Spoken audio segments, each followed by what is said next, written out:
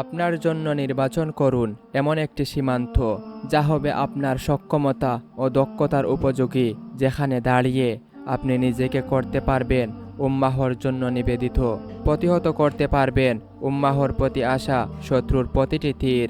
আর মানুষের সর্বপ্রথম শত্রু হচ্ছে অভিশপ্ত শয়তান।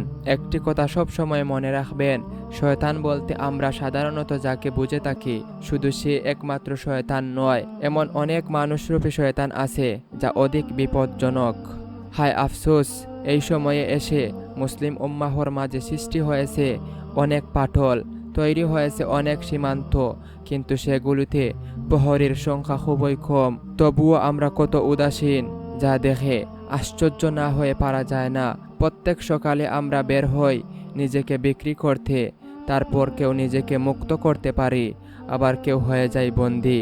তাই রাসূল সাল্লাল্লাহু আলাইহি সাল্লামকে যখন প্রশ্ন করা হয়েছিল আল্লাহ তাআলার কাছে সবচেয়ে প্রিয় মানুষকে, তিনি বলেছিলেন, আল্লাহ তাআলার কাছে সবচেয়ে প্রিয় মানুষ হচ্ছেন যে অন্যদের জন্য সবচেয়ে বেশি উপকারী হয়, আর আল্লাহ তাআলার কাছে সবচেয়ে প্রিয় আমল হচ্ছে কোনো মুমিনের জন্য আনন্দ ও স্বস্তির উপলক্ষ তৈরি করা, তার বিপদ দূর করে দেওয়া, তার ঋণ শোধ করে দেওয়া, অথবা তার ক্ষুধা দূরীভূত করা, কোনো ভাইয়ের প্রয়োজনে তার পাশে দাঁড়ানো। আমার কাছে এই মসজিদে নববীতে 1 মাস ইতেকাফ করার চেয়ে অধিক পছন্দনীয়। যে ব্যক্তি তার রাগ নিয়ন্ত্রণ করে, আল্লাহ তাআলা তার দুষ্কৃতি গোপন রাখবেন।